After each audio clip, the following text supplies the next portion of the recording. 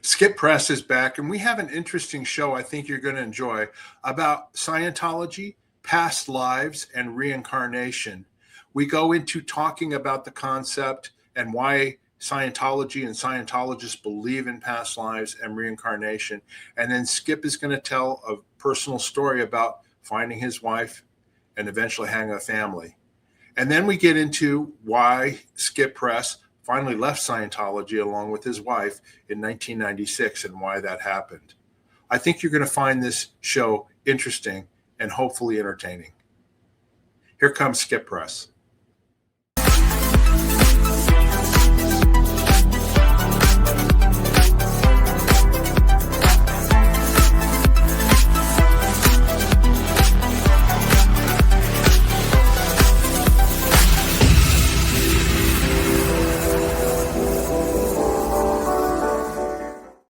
Hello, everybody. Welcome to our channel, Scientology Peeling the Onion. I'm here with my co-host, Janis, Gillham, Grady, and my name is Mark Fisher. How you doing, Janis? Good day. Good day, Mark. Good day, everyone. And yeah, welcome to today's show. We have Skip Press returning. And we're going to go into talking about past lives. So this will be interesting. That's right. Past lives and more celebrity stories and more about Skip Press and his life. So without further ado, let me go ahead and bring in Skip Press. Good day, Skip. How you doing? I'm good. Really good. Really good. Good. Very good. I was just going to go ahead and start because you've talked about in the some of the other episodes that we've interviews that we've done with you already about past lives in Scientology, reincarnation in other religions and other faiths, that type of thing. About you being Mark Twain or thinking you're Mark Twain, and how it comes up in Scientology. We thought we would just touch on the concept of past lives in Scientology and why Scientology believes in it, and then we'll carry on with your story, about your time in Scientology and then eventually leaving. Does this sound good? Okay, sounds good. Yeah. So my understanding of it was that Hubbard got into past lives when he was doing Dianetics, when he was doing his original Dianetic auditing, and he would, take people and do counseling and stuff and take them earlier, similar. And then it went down into, he talked about in the book, Dianetics, the Modern Science of Mental Health, about people recalling incidences during their birth. You know what I mean? Like when they were like just being conceived, and then they would go even earlier than that. And that's where they touched on the subject of reincarnation and past lives, because people would go back many lifetimes. Right. Does that fit with what you guys understood about Scientology and past lives? Yeah, pretty much. I was into the concept well before Scientology. Strange little things would happen. I went to one of the colleges I attended was North Texas State University, and I was kind of being a hippie. That's in Denton, Texas. And I would get out of class, and there was one building that sort of had a tall steeple on it, and it just seemed oddly familiar, and I couldn't place what it was. It just seemed like, man, that reminds me of something, but I don't know what it was. We called it deja vu back then. I feel like I've been here before. And it's the Van Morrison song. There's a Van Morrison song called Astral Weeks that was one of my favorites, and he was talking about coming into this life, and then he has another face at the end of it and stuff. And when I was a kid, I remember looking in the mirror and thinking, that's not my face. Even though it was my face. So years later, that building, I found out it looked like Constitution Hall in Philadelphia, where the Constitution was signed and everything. So anyway, I started looking into deja vu and stuff, and I read some books by a guy named Jess Stearns, wrote a book called The Girl with Blue Eyes, I think it was. Then I got into Edgar Cayce, and Edgar Cayce touched upon this kind of thing quite a bit, and did all of these. He'd go into a trance and do readings, and somebody would say, my son's got an illness and I'm in Illinois, and Cayce was in Virginia. Oh, what do I do? And Cayce would, within his trance, he would say, make a mustard pack and cover his chest with castor oil or something like that, and these cures would take place. And Casey would come up with all these different things, including something called the Jesus meditation that was supposedly a meditation technique that Jesus himself did 2,000 years before. And it spread like wildfire across the United States in the 1930s. And people were using it, businessmen, not just people into woo-woo. And I've used it myself in recent times, and it made major changes in my life. So I just had a thing about Edgar Casey and stuff. And when I ended up in Austin, Texas, at my first Dianetic lecture, I listened to the whole thing, and then I went, yeah, okay, but do you guys believe in reincarnation? And the lecturer, Bill Johannesson, said, yeah, but we call it past life. Right. Well, do you remember any of them? And he said, oh, yeah. And I said, well, tell me about it. And he said, well, I was Chateaubriand. And I went, I don't know who that is. And he said, he was in the French court. He was very famous. He invented the Chateaubriand steak, and I was like, I'm country boy from Texas. Chicken fried steak, that's about as much as I do. So he was, And then when I got to Celebrity Center in Los Angeles, lots of people were into past lives in an aggressive manner. Now, I'd read a book when I went and lived with my family in Alabama, and I was really into Casey. No drugs, reading books, doing yoga, listening to Indian ragas, which I liked a lot. And I had come across a book called Mr. Clemens, Sam Clemens and Mark Twain, or Mr. Clemens and Mark Twain, something like that, by Justin Kaplan. And my family life was a complete friggin' mess at the time. And I wasn't really welcome in the home with my mother and stepfather and 3 younger brothers. And so as I was reading the book, I felt like I knew what was going to happen next before I turned the pages in the chapter. I get to the middle of the book, and it's got all these pictures of Sam Clemens and his family. And one of them I just sort of fixed on, and I thought, wow, I don't know. I'd love to have a love like that he had for his wife. One day, everyone was out of the house, and I had a headache, and had not had any headache or maladies or anything the whole time I was there, which was about 6 months. And the red rays of the sun were coming in, and they hit a bathroom mirror, and I got an aspirin out of there. I closed the bathroom mirror, and it wasn't my face that I was looking at. I was looking at young Sam Clemens with dark hair and a mustache. And I was like, what? And I just sort of looked at it for a few seconds, and it went away. And then my thing came back, right? So anyway, I ended up in Los Angeles after doing the HQS course and the self-analysis auditing, where you remember happy things, right? And that's the course that Bill Johannesson told me with that auditing, I might find out about the past lives. And I got some of the self-analysis auditing, and I remembered a time when I was with my family. I was not married or anything. I was early 20s. And it was a fall afternoon. It was at a carnival, and it was in New England. And I was like, holy moly, maybe, So I kind of got on this quest to find the person I thought I'd been married to in that life, had I lived that life. And I found out it's not so great to talk about such things, because one night before I left for Texas, I told an aunt and uncle and my 3 brothers were all sitting talking to me, what are you going to do with your life? And I said, well, I think I want to be a writer. I think I've been a writer before. Oh, really? Don't tell me you think you were Shakespeare. And I said, no, I think I was Mark Twain. And they were like, well, Now, if you think about these two ideas, you want to be a writer.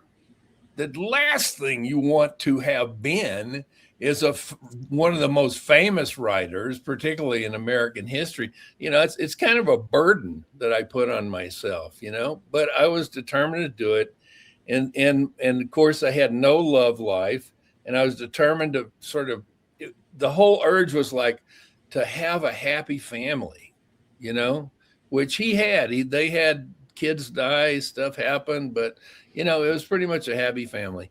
And so I get to Celebrity Center, and there's two other guys walking around saying they've been Mark Twain. So I just shut up. I didn't say anything to anybody about it, But as we know, although confessions and auditing and all that stuff is supposed to be completely confidential, it's not. Case supervisors talk, people talk, And so while I joined the Sea Organization, while I went to the Excalibur ship in San Pedro Harbor to do my basic training, which basically was fix up the ship, paint the ship. And so I had to get an auditing session, security check from Bill Yowdy. And one of the questions was, have you ever lived under an assumed name? No. Well, Skip's my nickname. My real name's Lloyd, but everybody calls me Skip. No, that on a needle, And I went, oh. And then I told him the Mark Twain thing. He went, okay, your needle's floating. And so I thought, holy crap, So, and then I got asked to be, when I was on staff working at Celebrity Center, I got asked to be in a 2-person play with Bibby Campbell at the time, Bibby Hansen, who'd been in Andy Warhol movies and stuff. She's married to David Campbell. And later they'd have Beck Campbell, who's Beck now. Right. And the play that Chris Keogh wanted to produce with me and Bibby Campbell playing Adam and Eve in the story. It was called The Story of Adam and Eve or something like that. It came from a Mark Twain book.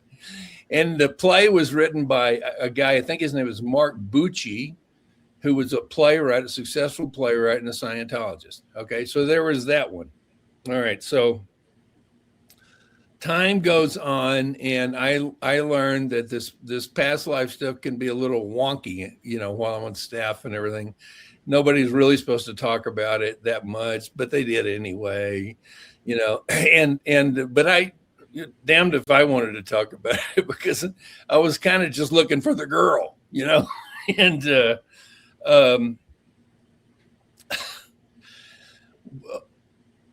I would learn things like from what was his name, Bill Howey. Bill Howey. Yeah. Bill Howey was this total cut up, and he was around, and we were talking. They were talking about past lives one time, and I think Heber was in on this conversation, and Heber Jench thought he'd been Ben Franklin, right? So yeah. It's so okay, and so Bill Howey tells this story about how Ron Hubbard used to go around telling people that he'd been Cecil Rhodes, That's right. Rhodes Scholar, all that sort of stuff. But then late night, a bunch of people were up, and Ron standing in a passageway door. And he's listening to these guys, and he's telling a Cecil Rhodes story. And Bill Howey said, well, sir, Cecil was gay. Now, according to Bill Howey, I wasn't there. Ron did not talk about Cecil Rhodes any after that. Well, actually, Bill had left the ship already. Bill used to be Commodore Staff number 4 for operations, and he did all the recordings of the Class 8 course lectures. Ah. Yeah, but I don't know about Bill being the one there for that, because years later, LRH was doing a whole photo shoot as Cecil Rhodes. Right. And he got the clothes and everything. And this was in the early 70s, maybe 73, 74. He was doing this. And Kimma is the one who said to Kimma him Douglas. at that time. Kimma Douglas. Yeah, okay. That sounds Kimma about Douglas. Right. And Yeah. she's from Rhodesia, which is named after Cecil Rhodes. Right. And so she actually brought it up to him too, that Cecil Rhodes had been gay, at which point the photographs were never released and that whole story was never released. But I've seen a picture of him and this with a I have too. Yes. Yeah, that was standing on Cecil Rhodes' grave, look at me, I fucked her death. I don't know what it was. Yeah. Yeah. Can I interject a story here? I was going to tell Absolutely, about my experience with past lives reincarnation. I got my first auditing when I was 14 years old, life repair at the Washington, D.C., Oregon in Washington. And I was born in 1958. And I had never done any auditing or whatever. My dad got in Scientology and got me in, and I was getting my life repair. And in one of my first sessions, I red tagged, which is basically, they were running a process on me and whatever. And when I went to the examiner, my needle didn't float, and it's called a red tag, which means something was done wrong. And so they had to get it corrected right away. So I'm so new to Scientology. I mean, literally, I hadn't done any courses or anything. But the auditor took me in and started assessing a list, you know what I mean? Going down a list and looking at the meter and using the meter to determine what was wrong. And basically determined that I was being overrun on this process that was being done. And then she asked me the question, have you been run on this before? And I'd never had Scientology auditing before. And she goes, and then same thing like with you, Skip. She's going, that, meaning that, the meter's reading on something I'm thinking. What are you thinking of?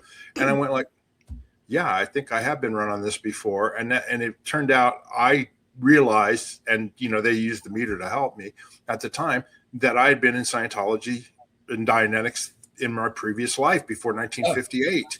Yeah. And I had been audited on it before. And I came to this realization, like, boom, needle blows down, wide-eyed FN and all that. I don't know anything about this, but I felt fantastic, realizing this whole thing.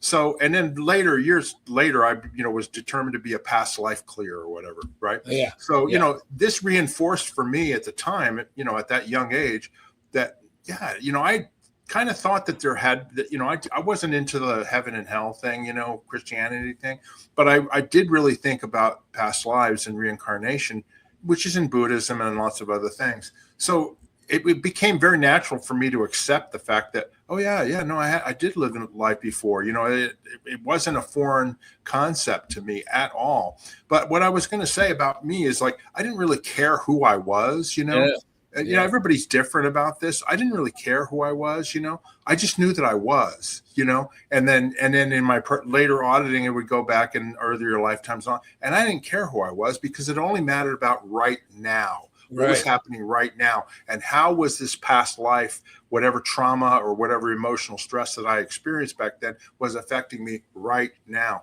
So that's been my sort of concept on this whole thing. But when you get lots of Scientology auditing, I know for me, I completely believe in reincarnation and past lives. Like, I have no doubt that when I drop this body, as they say in Scientology, that I'll go get another one and I'll carry on. I mean, I just have certainty on that for myself. Now, some people might say, oh, you're crazy and this and that, or, no, it's heaven and hell, or this. That's their belief. But my faith and my belief, even though I'm not a Scientologist anymore, is that's what's going to happen. Yeah. Well, I actually think I know it's true. I've recalled many more past lives than just one, and after Scientology as well. It wasn't, I needed the auditing to do it. I didn't come up with this Twain idea in Scientology. I actually got into Scientology thinking, oh, well, here's some people that know something about this. Maybe I can find out. Right.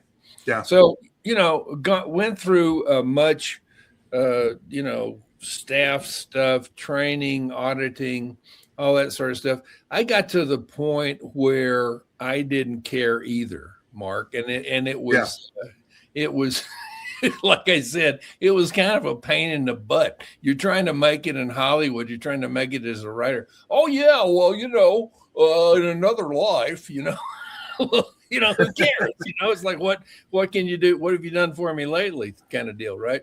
But I did. Well, and people kind of look at you cross-eyed if you start saying, "Oh yeah, I was this person in my past life," and they don't know anything about it, and they go like, "What's up with this guy?" You know what I mean? Right. Well, I know. yeah, because there's a lot of people, they believe you only live once. That's true. So make it worthwhile to live this one life.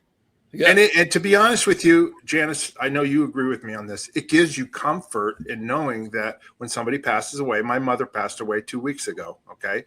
Oh, yeah. Did I have a loss? Yes, I had a loss. I was upset and all that. But I have the comfort of knowing that she's moved on and that she will pick up another body or start another life. Right. I have no doubt about that. So I don't dwell on it. Do you know what I mean? I mean, I lost her, but it's like she lived 95 years. She had a full lifetime this lifetime. And I hope that she has a better one next lifetime. That's my belief, at least. Yeah. Well, another thing about Scientology was I was real into Jesus. I was into living that life, that kind of life, if I could. And I read the Bible all the way through when I was 12 years old, just to try to figure it all out. Right. And when I got into Scientology, they had this little pamphlet kind of book called Scientology in the Bible that sort of tried to say, we're in line with the New Testament and everything. So it kind of mollified that for me. But the one thing I did continuously have on my mind was that because I was in Scientology, it's almost like I kind of felt God was watching out for me, as odd as that might sound, in connection with Scientology, and I wrote a song called The Southern Wind, and as I would play it, people would say, that's the best song you've ever written. And it was about a girl who had dark hair, green eyes, and a Southern accent. And I just knew I was going to meet her. Well, I dated this person, that person, and everything.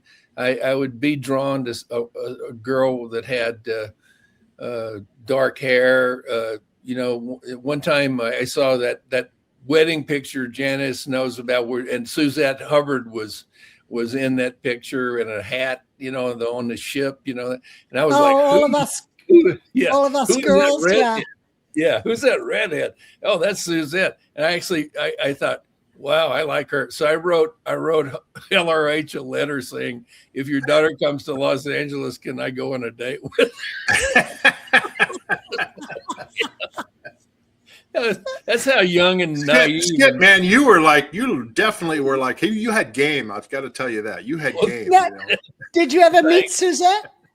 Yeah, I met Suzette. Last time I saw Suzette, she was in the supermarket checking line in Burbank in front of me, and she had this little boy, beautiful little boy, and she looked better than I ever saw her look. And I just left her alone because I didn't know if she was in Scientology or out. I was out, right. So I didn't even say hi, But I thought she was great. I thought Diana was great, I knew Diana a little bit, So anyway, cut to the chase. We went through last time all this stuff. I went through this ethics stuff, this horrible deal with Laura Hippie passing and all these things. Well, yeah. I got back on my feet. She was sharing an apartment with a guy named Mike Connolly, fellow writer in Los Feliz area, and we sold a script, a screenplay. We thought it was going to be made. I did how-to videos. I was writing things. I was doing stuff. I was doing good stuff. And then I put on these plays at the Celebrity Center, and the star of one of them was a guy named Michael Savage, Scientologist. So one day Michael calls me out of the blue. We got to have lunch. We got to have lunch. I got the greatest idea for you. And I said, well, just tell me. And he said, no, we got to have lunch. So we went and had lunch, and he said, you have to play Harry Chapin in the movie of his life. You look like him. You can sing like him, blah, blah, blah. I went, well, I actually thought about that before because I really liked his song Taxi, which was this haunting song. And it was a song about a woman that he dated when they were very young. And then he picks her up. He's driving a taxi in San Francisco, and she's now married to some rich guy and unhappy. And he drops her off, right? So I went to a music store. I bought a Harry Chapin songbook. And in the back of the songbook, it was a note by Pete Seeger, the famous folk musician who was Harry Chapin's hero, right? And Harry knew Pete. And Pete said, if you want to know any more about Harry, write me a letter. And he had his address right there in the back of that book. So I wrote Pete a letter, and I told him the whole story. I said, hey, I'm kind of a musician. I can sing Taxi. I can even sing the high part in Taxi, which John, the bass player, sings. And now Harry, of course, had passed. He was no longer with us, died and had a heart attack on the Long Island Expressway while he's going to play a concert. And so there's me and Harry in 1989. And that's you on the left and Harry Chapin on the right. Yeah, so you flip the hair, and I think I looked a lot like Harry, So. Yeah, or you just flip the negative. Yeah. He's also famous. Everybody knows the song "Cats in the Cradle" from the '70s, Harry Chapin song.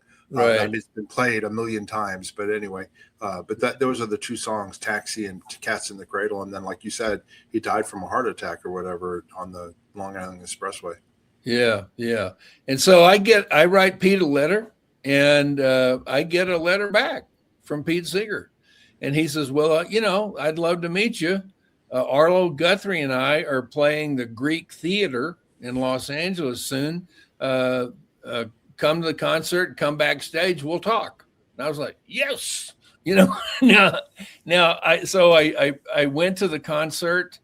He didn't leave anything with security like, hey, this guy Skip Press is coming. But I ended up sitting behind these two ladies, one of whom was Mary Guthrie, who was Woody Guthrie's wife before the wife that was Arlo Guthrie's mother. And I said, I introduced myself because I listened to their conversation, and they said, okay, well, come on, we'll take you backstage. Right. So little lucky things like this were happening. So I go backstage, and I meet Pete, and he kind of looks me up and down. He says, well, yeah, you could do it, but you have to lose a little weight so you could, because Harry wasn't quite as big as you are. And I went, okay, sure. And then I meet, he introduces me to Toshi Seeger, his wife, a little Japanese lady. And Pete's like, yeah, he's going to play Harry. And she said, well, I don't know about that. And, and Toshi was good friends with Sandy Chapin, Harry's widow. And so I didn't think anything about it. But then I also met Arlo Guthrie and introduced myself, and he was good friends with Harry, and I, we got along, and I said, I'm going to go to New York. I'm going to meet the producer of the Harry Chapin movie, see if I got the part for sure. And he says, well, come on up to Stockbridge, and we can talk some more. And because I told him on the spot that I had an idea for a sequel to his famous movie, Alice's Restaurant. I didn't, but I just made it up. and I came up with a darn good story, actually. And so I go to New York. I stay with a friend in New Jersey.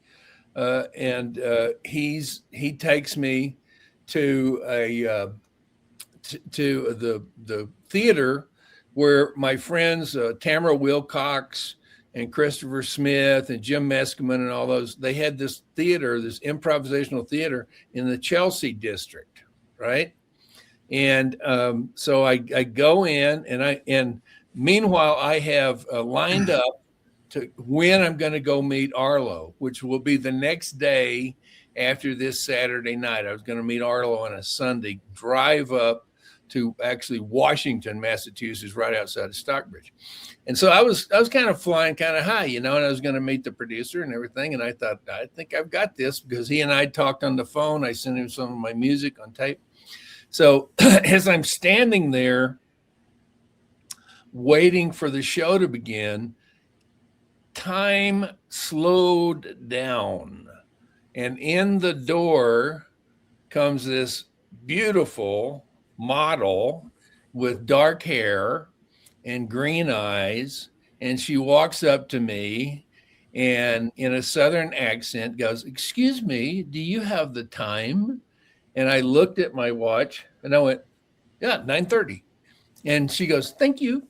And then she walks off, and I go, "Wow, who was that?" And then and during the performance, a lady joined me and my friend Chuck, and she is somebody I'd met in Los Angeles because she was looking for a writer on a stage play thing. Is actually a musical, and I'm not making this up. She was going to dramatize Mark Twain's Pudd'nhead Wilson on stage, right? So during the performance, I'm looking over, and she's looking over, and I'm looking over, and she's looking over, and I'm completely ignoring the lady producer. And so at intermission, I get up, and Chuck goes, "Where are you going?" I said, "I got to follow that girl. I can't let her get away." And he says, "What's the matter with you?" He says, "You're the horniest guy I've ever known." And I said, no, there's something there. So we go outside, and across the street is a sort of this taco burrito place. And she and her girlfriend are going over there. And I go up, and I introduce myself, start talking. And I said, "Yeah, I live in California. You ever come to California?" She goes, "Oh, no, I don't think I'd like to go to California." And so I was like, okay, And so I felt, well, I kind of struck out on this. So we go up the next day to Stockbridge. I talk over the sequel thing with Arlo and his wife, Jackie, at the time. And he likes it. So we're going to keep talking. So I'm thinking, this is great. But then I called Tamra Wilcox and begged her to give me the number of this girl, Debbie. And Tamra's like, no, I don't want, she's a student of mine. She's taking a class. I don't want to mess with her. "Come on, Tamra, come on, And she says, okay. And so she gives me her number. So I called Debbie, and I say, when I get back to California, I called Debbie,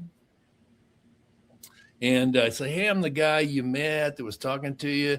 I hope you don't mind. I got your phone number from Tamra. She says you're really nice. I just wanted to talk to you some more." She says, "Okay."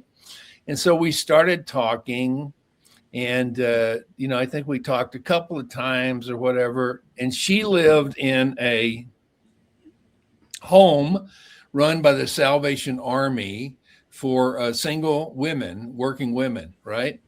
And so I said, "Well, that's kind of unique. And so you're a model?" And she says, "Yeah, part-time, but I work on Wall Street. I'm an assistant to this big Wall Street guy." "Oh, okay." I said, "So what do you do in your spare time?" "I'm just making, just talking." And she goes, "Oh, I go look for old books." And I said, "What do you mean you go look old books? What kind of old books?" "Well, I have this poster on my wall of this author." And I went, "Oh, okay. Who was it?" And she goes, "Oh, no, I can't tell you. You'd think I was crazy." And she'd done the communications course, right? So she was kind of getting the Scientology look. And she said, "Mark Twain." And I went, "I have to write you a letter." And so there she is. This is 1989.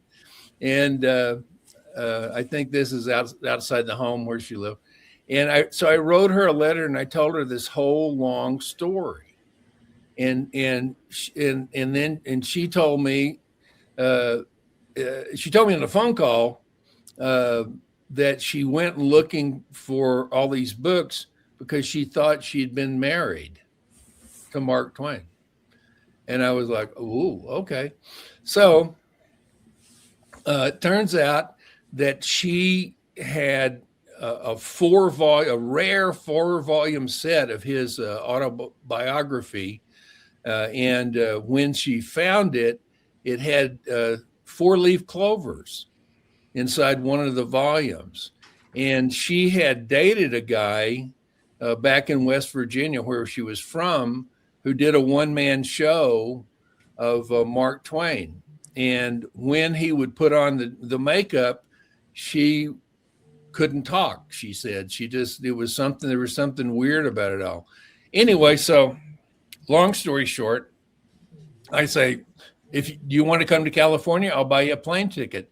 She said, okay, and so she came out, and it was pretty kind of magical when she got together. So I picked her up at the airport, LAX, drove to Santa Monica to this on Main Street to have this nice dinner. And then she wanted to see the Pacific Ocean, which was about a half a block away. Walked over, she put her feet in the Pacific Ocean. She was thrilled at that, And then we walked down the street, walking to where I parked my car. And we were walking and talking, but this time we're holding hands. And I'm not making this up, folks. This is a true story. We stopped at a certain thing, and there was this dress shop, right, kind of thing. I just kind of looked at it, and I turned and I kissed her, right, and it was pretty magical. And then I looked up at the thing, and it was something like the 1910 dress shop, and it had a wedding dress in the center of the window, big window, right? Well, Mark Twain died in 1910. Sorry, that was my that phone call. That was my spiritual advisor friend, Bill McDonald. Okay. Perfect moment. Whom I met, Bill McDonald, when I was thinking about writing a Substack about this whole story, and I didn't know if I should even mention it, And Bill kind of counseled me and got me into it. That's amazing that he called right now. It's nuts. Yeah. So anyway, 6 months later, she was living in Los Angeles, and we were married, and married in a little Scientology ceremony in a backyard of a friend's house in Eagle Rock. Chris and Lou Photos were our friends. What year was this? Around what time period? This is 1989. So I met her in January of 1989, and in July of 1989 we were married. And we were happy as a clam. And I took her to Celebrity Center. There was a big thing, and but before we had 3 long distance dates. After the first date, where I had to put her on the plane going back to New York, I thought I was going to have a heart attack. It was like, oh my God, I found her. Now there she is, and I went back to this ethics officer that I would fill in for at ASHO and told him, and he was surprised of this whole story. And I went back and I told him what happened. He was like, yeah, high five, and I gotta throw something in here for Janis. Your mother one time told me that sometimes people would get into Scientology, and if they achieved what they were trying to achieve in Scientology, they'd split, Right. Yep. They'd get their goal, right? So Debbie and I get married. We are both working in Century City, right, which is west of Beverly Hills, and then we were living in Glendale. We decided to move to the beach. We moved to Redondo Beach, and in short order, Debbie was pregnant, So we were going to have a child. There she is, barefoot and pregnant. Look familiar, Janis? Yep. Yeah. And so, and so then Haley was born. Our son Haley was born. But then we'd moved to Palos Verdes Estates, which was kind of like the French Riviera. It's this beautiful area. And we were blissful. We were absolutely blissful. And then within 2 years, in 22 months, baby Holly was born, and so I had this full family.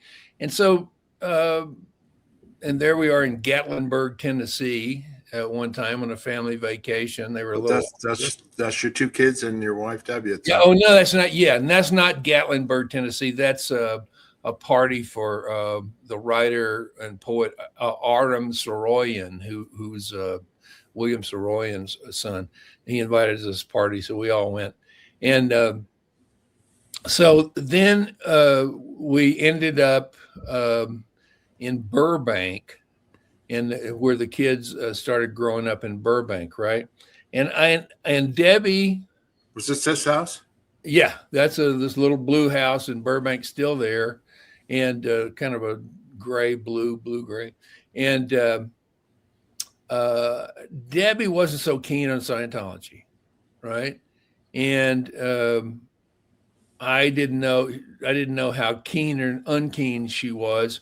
But while we were living in Palos Verdes, these guys at the AO were bugging me to go do the OT levels. I'm like, okay, I want to go. Maybe I'll go do the OT levels, right? I didn't do anything while the kids were growing up and stuff, right? So I would drive to the AO from Palos Verdes at night, and the Rodney King riots were going on. So I'd drive down the Harbor Freeway and watch the flames of the city burn. Oh, wow. And then go to the AO. Now, I'd done a lot for the church. I'd been this volunteer ethics officer at the AO and the ASHO and all that sort of stuff. I wrote for Freedom Magazine. I helped other Scientologists in Hollywood, stuff like that. And so, so I'm a young guy with 2 little kids and a wife that I love dearly. And I get told, well, the CS says you need some security checks, right? And I'm like, no, I don't. I said, that's to see if I've got any bad intentions. We've been through that. I'm not doing this, dudes. No, well, the CS says you should have them. And I said, if you want me to have 6 sec checks, you can give them to me, but I ain't paying for nothing. Right. And so I got 2 intensives of sec checks, 25 hours, and it would always end with running a list. Your needle's floating, nothing wrong in the first place. Yeah. Right. And so at that point, I said, well, to hell with this. Well, this is in the 1990s, right? Yeah. Yeah. This is like 1992. This was after Janis and I had left, and Miscavige had basically, taken over and doing everything. Anyway. Yeah. Right. So I know. So we moved to Burbank, and I'm just doing my writing career, and my writing career completely took off after Debbie and I got together and got married and had kids. I was happy as a clam, right? And so one day I find out that Debbie has snuck out to go meet John Atack with this he was in town in Los Angeles, and there was some woman, Virginia, somebody who was kind of against the church at the time when some people weren't. And Debbie had worn a disguise because Atack was trailed and all this sort of stuff, right? And we need to tell people who John Atack is, and he's the author of A Piece of Blue Sky, which is a very anti-Scientology book, but he tracks the history of Hubbard and Scientology. Right. Right. Yeah, he was a Scientologist, and then he left the church at some point, and then he decided he wanted to look into all the different lies about Hubbard and the things that he had said that were lies, and he discovered a lot of lies about Hubbard, and then he wrote his book A Piece of Blue Sky, and he still to this day he has a YouTube channel, and lots of people watch his stuff and all that. Right. Yeah. And so Debbie went and met John, and she was like shaking when she came back. And she told me the thing, and she says, I'm afraid you could divorce me. And I said, wait a minute. I told you the whole story. I looked for you for 16 years. We got married. We have 2 kids. Screw Scientology. I'll go read the book. So I went and got the book, and I read the book, and it filled in the Piece of Blue Sky. Oh, okay. John A. textbook. Yeah. Yeah. And it filled in some things, some bad things that I didn't know. I knew a lot of bad things already, and it filled in some things. I went, okay, great, I'm done. So I called the AO and I said, I'm done. Don't send me any letters. I'm not coming back. Forget it. Blah, blah, blah, blah, blah. And so, but this time it's 1996. And my kids were kind of interesting. And so Holly, by this time, is 4 years old. And Holly tells Debbie one day, she says, I remember him. And she's talking about me. And she says, he had another name. Oh, no, don't. So I'm like, whoa, So anyway, so when Debbie first came out, she had a tubal pregnancy, right? Before we had the kids. And I was doing things at ASHO at the time. So we go see Penny Keaton, the registrar at ASHO. And Penny says, oh, you can just buy an intensive and the tubal pregnancy or go away. I've seen it happen many times, right? And we're like, what? And that didn't sound right. So she went and saw a doctor. The doctor said, if you hadn't come in today, you would have probably been dead tomorrow. Right. Wow. And she got the operation. She was fine. She had 2 kids after that. Right. So I call ASHO. I say, get the hell out of here. I don't want to hear from you guys. Forget it. Not interested. So one night at 9:00 at that little house that you just showed the picture of, 9:00 in the evening, Bill Yachty and Penny Keaton show up in full Sea Org naval dress uniform, right? Knock on my door. We're here to talk to you about, you want to leave the church. And they're like, I said, okay, come on in. Kids were already in bed. And so they sit down and tried to run this whole thing down to me. All they had was a dead agent pack, which is designed to prove that John Atack was nuts and you couldn't trust anything he said. But and the main point of their whole pitch was that John had been a heroin addict before Scientology. Okay. And I said, oh, a heroin addict. You mean like my former housemate, Nikki Hopkins? You mean like my friend, Chick Corea? Both of them had been heroin addicts before Scientology. So you got anything else? And they went, well, so I said, you 2 morons, get out of my house. Don't ever come back. If you do, I'll call the cops on you. I might hurt you. I never want to see you again. And so they tucked their tails between their legs and they took off. And I never heard from them. The only time I ever heard from anybody about getting back into Scientology was Ron Moss called me one time when David Miscavige came up with his new golden whatever the hell it was. And Ron called me and said, Skip, it's really good. It's different. You come on in. It won't be like it was. And I said, sorry, Ron. And of course, Ron Moss got Elizabeth Moss' father, got completely screwed over before his death by Scientology. Yeah. Right? So that's the story.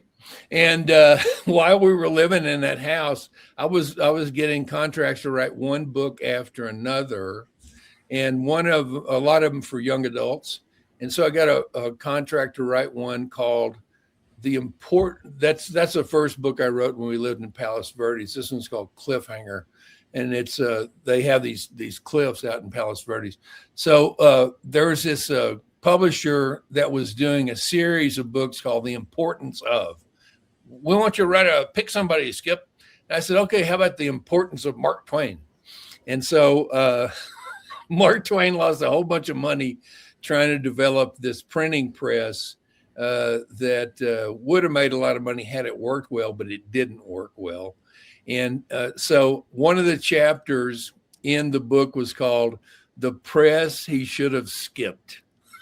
Oh, what a great name. Yeah. And that's it was the page type setting thing or something like it's in the Mark Twain House Museum today in Hartford, Connecticut. Right. So I'll tell you one more story since we're the one final little story. Can I ask you? I'm going to ask you a couple of quick questions. Okay. Yeah. When you decided to leave in that was 1996 or whatever. That's right. Yeah. Yeah. So had they previous to that been started getting people to strong arm them for donations and the International Association of Scientologists? And if you went to the event, they would basically close the doors. Did they hound you to try and get you guys going to events and things like that? Oh, yeah. It had been going on for a long time. Before I went and met Debbie, Mike Connolly and I went over at the complex on Sunset Boulevard. There was a thing to browbeat everybody into paying, run by the International Finance Police, who had black uniforms that were a carbon copy of SS uniforms. Yeah. Without the swastika, and they were going to lock the doors, which was what AST used to do. They'd lock the doors; they wouldn't let you out. And so I said, Mike, let's get the hell out of here. He says, yeah, this is bullshit. And so we went over there and they're like, hey guys, you can't leave. And so said so. And I said, well, tell so-and-so to kiss my ass. We're leaving, So I was rebelling even back then. And when Debbie and I'd been married, Bill Howey, of all people, was trying to recruit us for superpower or some other kind of super BS that they'd come up with at the time. And I'm thinking, oh God, now I've got 3 people. I've got to come up with $500,000 for all 4 of us. I got to sell the screen. It's just, and by the time I told him to get the hell out in Burbank, I was like, well, screw this. I don't want my kids to go through this stuff. Right. But anyway. Well, but the other question I was going to ask you, because we're on this subject, I just want to ask you. Okay. Yeah. You obviously, we've interviewed you and all that. It sounds like when you were at Celebrity Center in the 70s and all that, things were good. It was a lot more fun. It was a lot better in Scientology and in the C organization, all that. And then it turned for the worse, and then you were gone, right? So do you look back? Do you look back on that time period in the early 70s more fondly? And how do you evaluate your experience with Scientology? Let's just put it that way. The way I evaluate it is this. I was on a spiritual quest, obviously.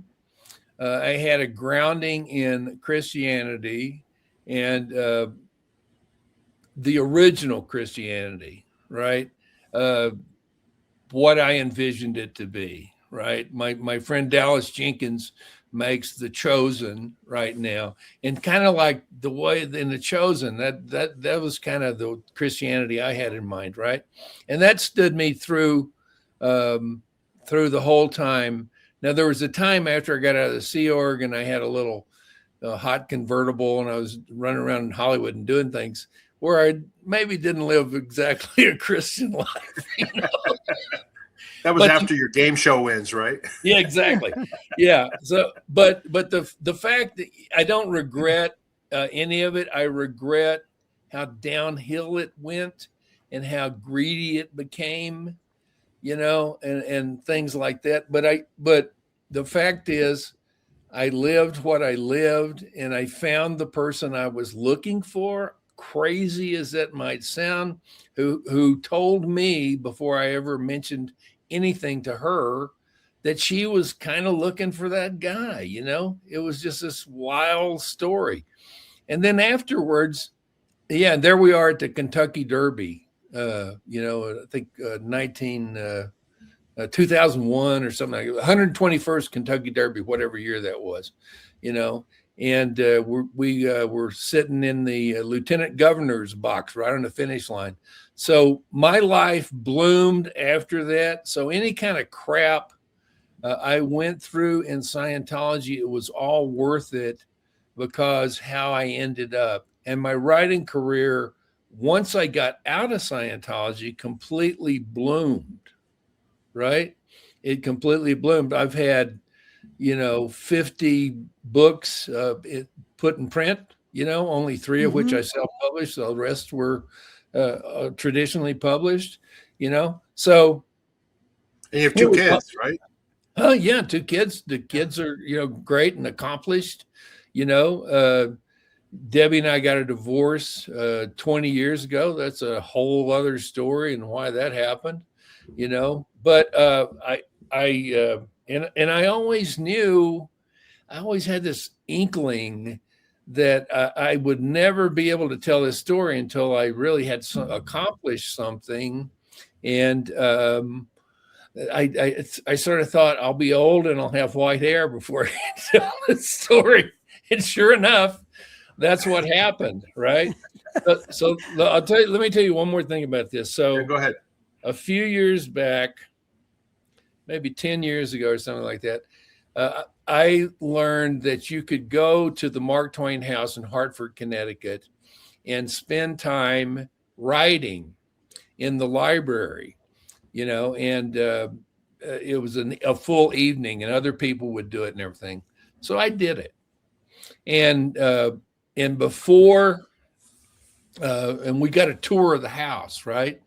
And there was a fireplace, and there are these little gewgaws, little figurines and stuff like that. And the person giving the tour said that in the evenings with the kids, Sam Clemens would go pick up these things and make up a story that would use every little character on that fireplace. And the guy goes, wow, what an imagination. None of us could do that. And I said, I could. And then they all looked at me like, what? And so we're getting a tour of the house from this girl. And we get up to the youngest girl's room, and she's talking about, and they've brought all of these things that were actually owned by the Clemenses and stuff. And then in the 2 youngest girls' room, there's this light blue, kind of roughly constructed dollhouse. And I kept looking at that thing.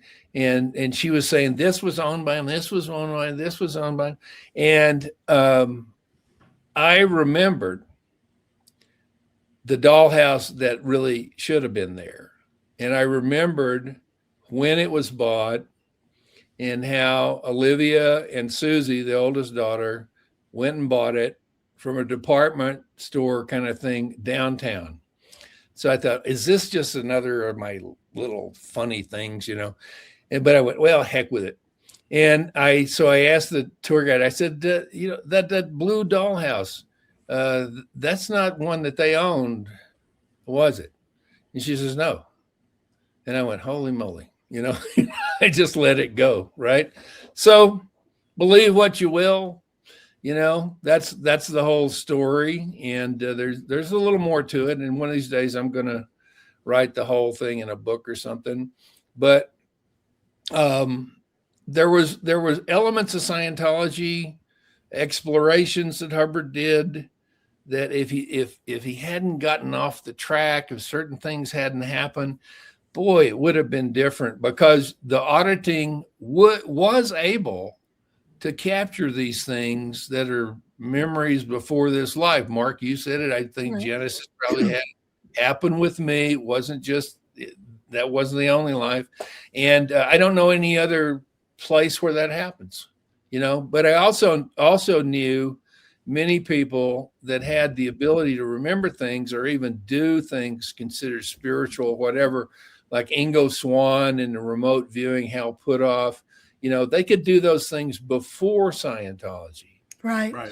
So yeah, right. So when Scientology was, I don't know, different, it had a value, and it's a damn shame that it stopped having that value. I think. Yeah. Well, in 1953, my parents got into Scientology. My mom first. She was a kindergarten director, and her assistant kept telling her about Dianetics, and they kept trying to talk Dad into going to the lectures, and he wanted nothing to do with it. And then they mentioned past lives, and that is why he got into Scientology, past lives, and then he did self-analysis, and that just blew his mind. There you go. Yeah. Peter was such a cool guy. I really liked your dad, man. I liked your mom too, but I liked your dad. Yeah. So. Well, it's funny growing up in a Scientology mission. Everyone talked about past lives. And they would even put each other on the e-meter and kind of run a list to see what name read. And so you were, and Dad was always known to have been Ned Kelly, who was a outlaw in Australia with the tin hat and armor. And, I believe that, Mom, actually. Yeah. And then Mom, when we went to Australia with him, and when we were there as kids, several times he took us to Euroa area, which is where I was born, and that's where Ned Kelly robbed his last bank. And Dad took us there, and we'd have to climb over barbed wires and then trespassing because Dad was going to show us the hideout.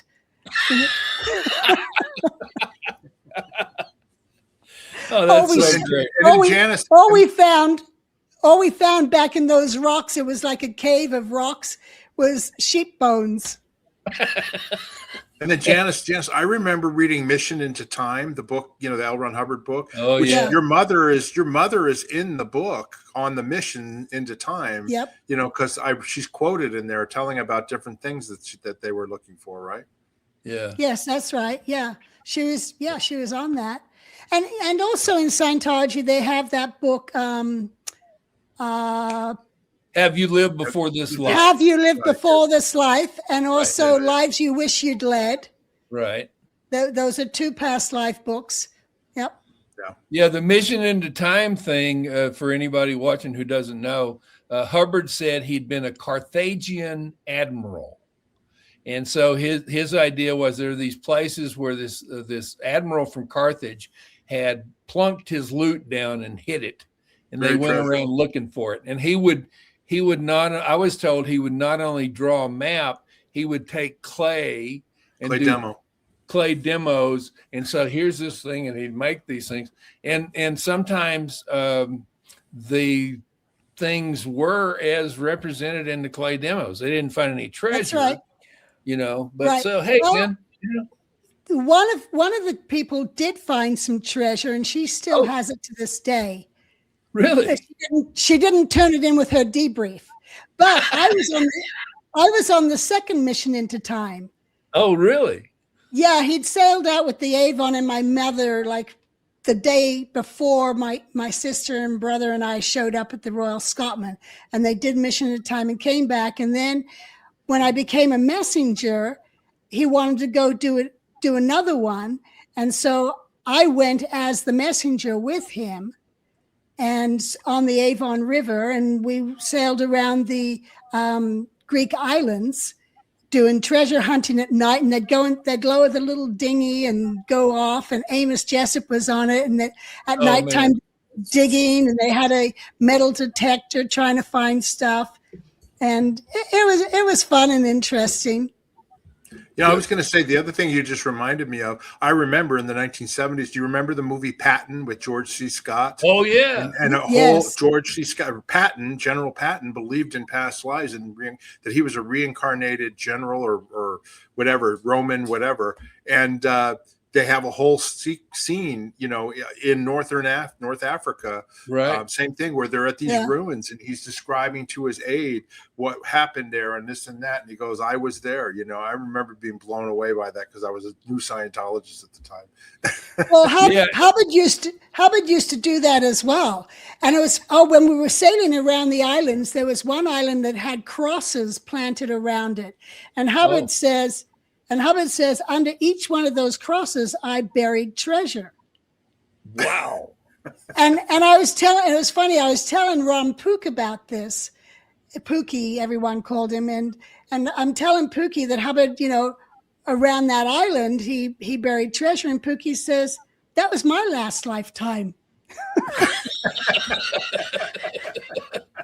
Well, you know, when I was still on staff at Celebrity Center, there's a guy who made a movie called The Reincarnation of Peter Proud.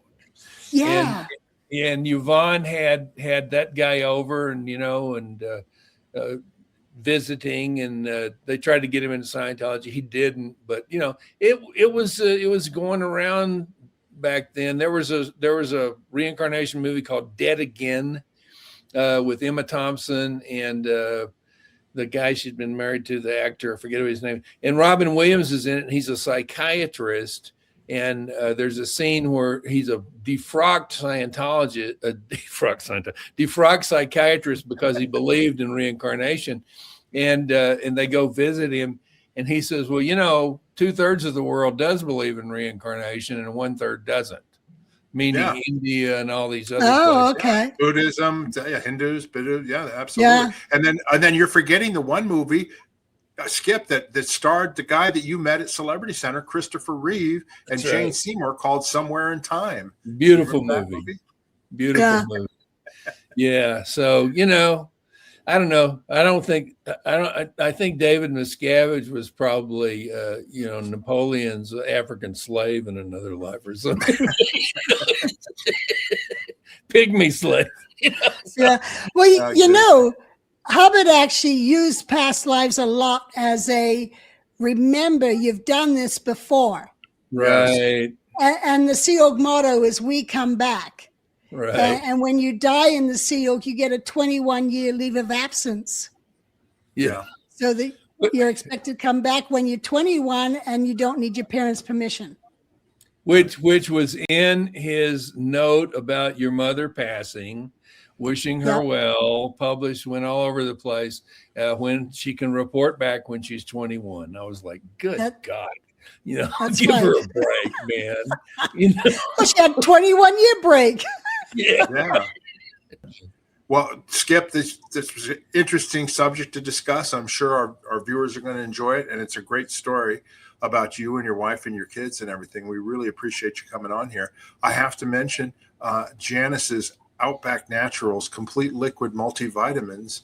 Ditch the pills, drink the power. She sponsors our show. And if you would like to order these vitamins, it's a complete multivitamins, all like in a liquid format. It's peach flavored. Once you've opened it, you refrigerate it, shake it up, little shot glass or 2 tablespoons, and you've taken all your vitamins for the day. And Janis, I know you want to thank, we've gotten some orders, quite a few actually recently from our viewers, and you want to thank them, don't you? Yeah, I do. And I actually got one just yesterday where they ordered the liquid vitamins, the joint formula, the magnesium complex, and the koala calm apple cinnamon flavors. So that was a nice big order to get, and I appreciate the support. Yeah, they got the grand slam of OUTBACK Natural vitamins.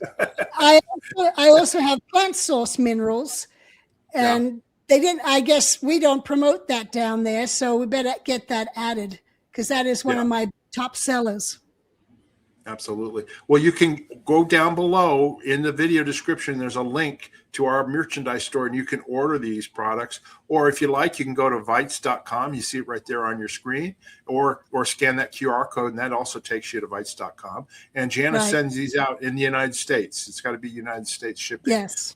But anyway, it's a great product, and I think you'll really enjoy it. And just wanted to mention that and thank Janis for her good work with that vitamins, sponsoring our channel and everything. So the other thing I want to mention, if you haven't already, please subscribe to our channel, rock slam that like button and hit that notification button. That way you know when the next videos come up, because we're putting them out. We're getting on a roll here again, and we're getting quite a few out. We are. We appreciate the support from everybody, and we appreciate everybody watching our channel. If you've got any questions or comments about the subject we talked about, past lives, reincarnation, Skip Press and his stories, and just go down below, please, write your comments or your questions, and we try and answer them all. And then also, if you'd also, another way to support our channel is you can buy us a coffee. There's a link in the video description. And you're not actually buying us a coffee, as Janis mentioned in a previous video. It's just a way to support. It's a way of sending money to support us. We do have minor expenses in carrying out this channel, and we just use it to pay for those. So if you are so inclined and want to sponsor, go down, click that link on Buy Me a Coffee, and we appreciate the support we get from our many, many viewers. That's our show for today. Yeah. We did not do any. We did one name drop, Skip Press. And Mark Twain. Yeah, well, there Mark you go. But you repeat yourself. Yeah, that's okay. Exactly. All right, everybody. Bye. Until next time, we'll see you. Bye-bye. Thanks a lot, guys.